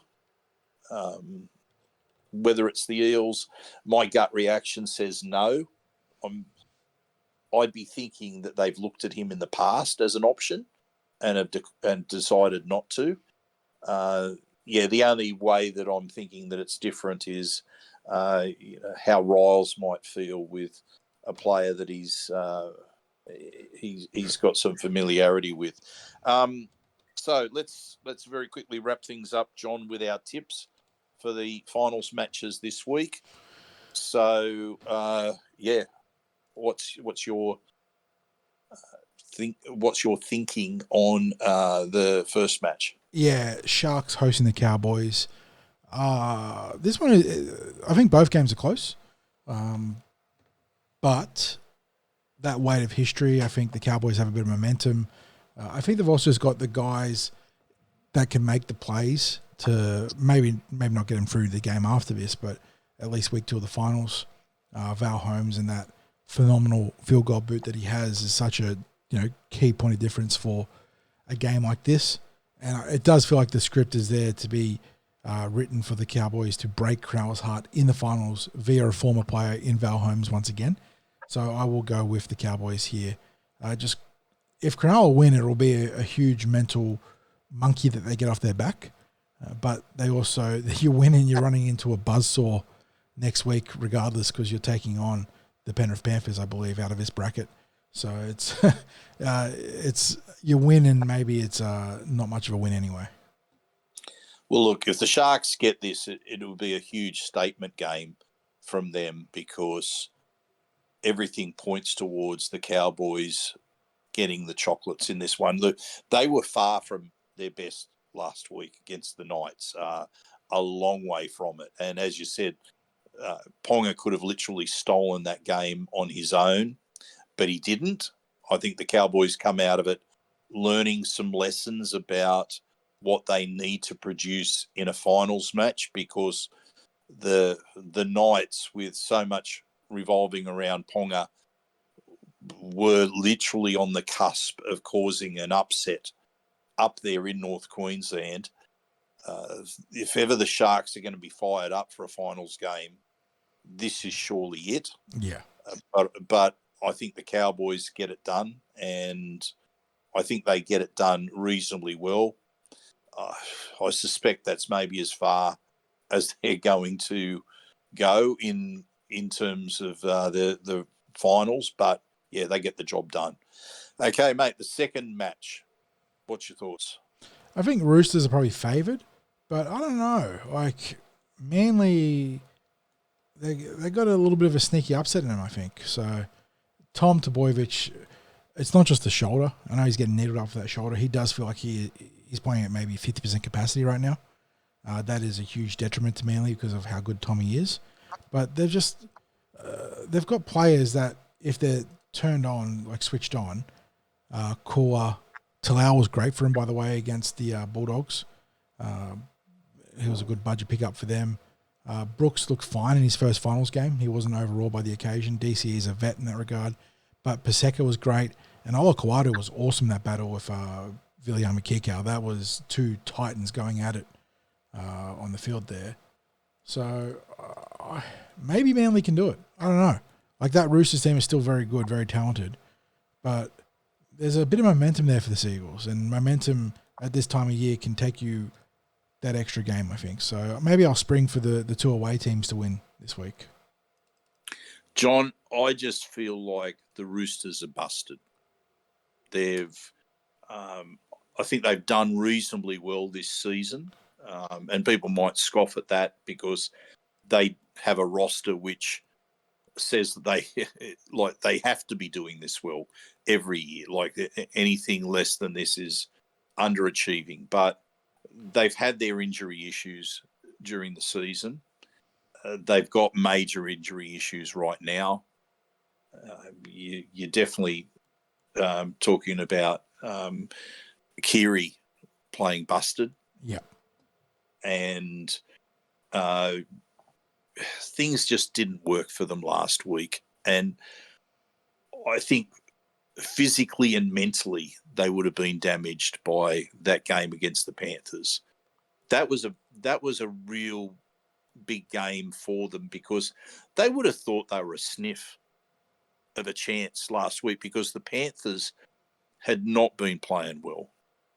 And then obviously Nathan Cleary's a huge in, but they just went to a completely different level, the Panthers. They went back to their finals level. And no team does it better. Yeah, no team does it better, just going from third gear to fifth gear across the course of 1 week.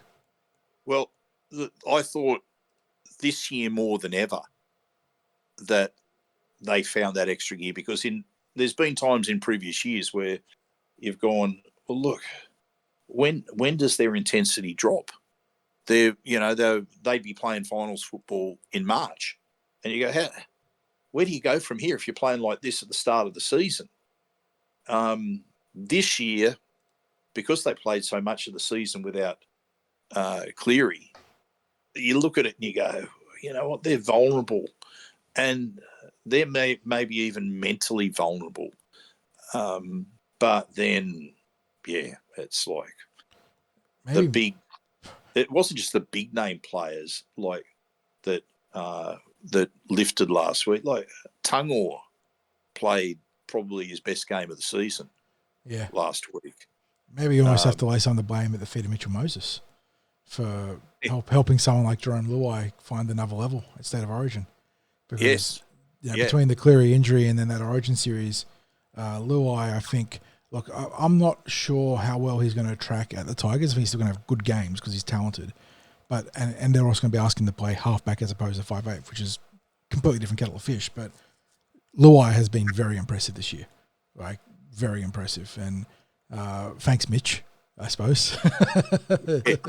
Yeah. So they were back to being a really complete team this week, and I think that it felt like a lot went against the Roosters last week.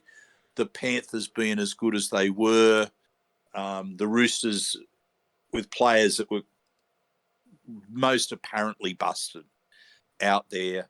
The odd call that went against them. It was just, it was like everything was in the Panthers' favour in terms of like form, decisions, match conditions. Like everything was just right in their wheelhouse, and the result played out accordingly. And I think that does damage to the Roosters mentally. The physical damage is already there. I actually think the Seagulls can get this done. I think, and that'll be as far as the Seagulls go. It's hard to see either Cowboys or Seagulls progressing beyond Melbourne or Penrith. But again, if you got to be in it to win it, and all four teams in this these elimination finals here had the chance to win. So it's all you can ask for at this point of the season. And obviously, as a Parramatta fan, you'd much rather be in their situation than where we are right now. I'm hoping that they're just fun games as a neutral. It's going to be fun to cheer / boo some of those sides there. I'm not sure if there's a out and out team I want to see win from any of the teams left. Maybe Melbourne really are the lesser evil right now, just to stop that dynasty from the Penrith Panthers. But yeah, I don't know. I liked the elimination finals last week, 60s. I thought they were both very entertaining. But I thought that on the flip side, the games for the non-elimination finals, while there was certainly the Roosters had a chance to make it a contest, they weren't as interesting. It felt like they were a golf behind the two teams were golfs behind both Penrith and Melbourne, which I'm not sure bodes well for next week. No. And look, John, I'm going to be honest. I'm not one of these supporters that can find another team to back to the final. No. I hate them all. Bandwagoning, it's, I don't know. It's never really something. Once in a blue moon, there might be a team that, whether it was like, the Warriors or something like that, who are such plucky underdogs that it's okay to at least enjoy their run to the finals. But to jump on a bandwagon as a whole, for mine, it's the antithesis of being a fan, which derives from fanatic for a singular cause. So, yeah, it's certainly this year. There's no one to bandwagon onto, even in the loosest of ways. But look, in the past, mate, I was one of these people who almost subscribed to the theory of that I would be backing it on any given week. The Eels and whoever was playing Manly would be the games that I would be most cheering in. But I reckon in the past, when it's come to grand finals, the only thing I've been interested in is outside of Parramatta was I really enjoyed the Canberra's first ever premiership win. I thought that was good to follow, and I think the first Warriors appearance in a grand final was a fun one to follow as well. But outside of that, mate, I despise every other team except for Parramatta. I admire some teams and the way they play, but in terms of cheering for them or what have you, nah. It's Parramatta or it's no one. Yep. I think everyone used to have a little soft spot for Norse when they were in, but right now, yeah, it's Parramatta or it's no one. And I know we're about to wrap up, mate, but there is one little developing thing that we probably should cover, and it is a small thing. It's not anywhere near consequential to the finals or even next year, but I suppose it's perfect for the club that did it. The West Tigers have put out a statement congratulating Luke Brooks for his win, his first ever finals win, from West Tigers CEO Shane Richardson. And my favourite part of it is it's not even about congratulating Luke Brooks. It was done almost in a way to have a little snipe across the bow to James Tedesco and Mitchell Moses. It's a very short statement. On behalf of everyone here at West Tigers, I want to congratulate Luke on achieving something that he has wanted for a long time. Luke spent more than a decade as a West Tigers player, so he'll always be a part of his family. He showed loyalty when many didn't. Oh, I'm sorry. That is so West But Tigers. that is the most quintessential West Tigers thing you could do. Like, it's one thing to be happy for Luke Brooks to go out there and play finals football. And the entirety of the club could have had private conversations with Luke saying how proud they are of him and, well done on getting that monkey off his back. And here's another barbecue. Yeah. Well, did you? He was on the Matty Johns show without Matty Johns, I think it was, when Johns was doing the Olympics coverage, if I recall correctly. And they, if you pardon the pun, grilled him on that one. And I don't think he's used the barbecue, by the way. The absurdity of giving a decade-long player a barbecue as a farewell gift. That screams of, hey, we're still here, guys. Look at us while the finals is on. Yeah, Like, it makes you wonder about the thought processes. in the social media age, they could have easily just put a tweet out saying "Well done, Brooksy," or liking someone that is, from something from Manly that is celebrating Luke Brooks having his first career finals game. The CEO made a club statement. Like, I'm not here to attack other clubs for professionalism and consistency, because Parramatta, God knows, have had their issues there. But at least we've never congratulated a player who's gone to another club on their first finals win. And it's not about that kind of energy, because Luke Brooks, again, big monkey off his back, but it just screams of making the moment about them more than congratulating Luke Brooks. And I wonder how West Tigers supporters would feel about that statement. Well, because what I've seen on socials, it's not been received pretty well. So, yeah, I wouldn't think it would be. Like, I mean, as a neutral in terms of West Tigers, I'm left scratching my head. And as I said, it's typical West Tigers to come out with something like that. And the crazy thing is, that's a new executive in Shane Richardson, still seething about out Tedesco and Moses. I know. At least he's embraced the energy and the vibes of the joint, I suppose. Like, I guess that's all you can say is he's developed some Tigers DNA in very rapid time. You gotta let it go, man. Like, Yeah. I say the same thing to Para fans who are hung up about Blaze leaving for Penrith. Like, that stuff is not healthy for you. Let it go. That transactional nature of the game. Unfortunately, it's part of the business, and players are going to leave you, and sometimes it's going to be an ugly divorce. And yeah, you can let it stew for a little bit, but you got to let it go. Especially Moses and Tedesco, like that. It's not quite there, but it's nearly a decade ago, mate. Like, Yes, let it go. yeah. I mean, look, you could almost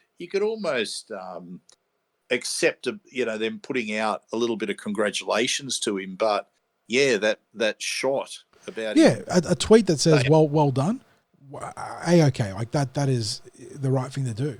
But your club CEO is coming out and making a statement. Like, that is not something the CEO should be making a statement on. No, I agree entirely. Okay, mate. Well,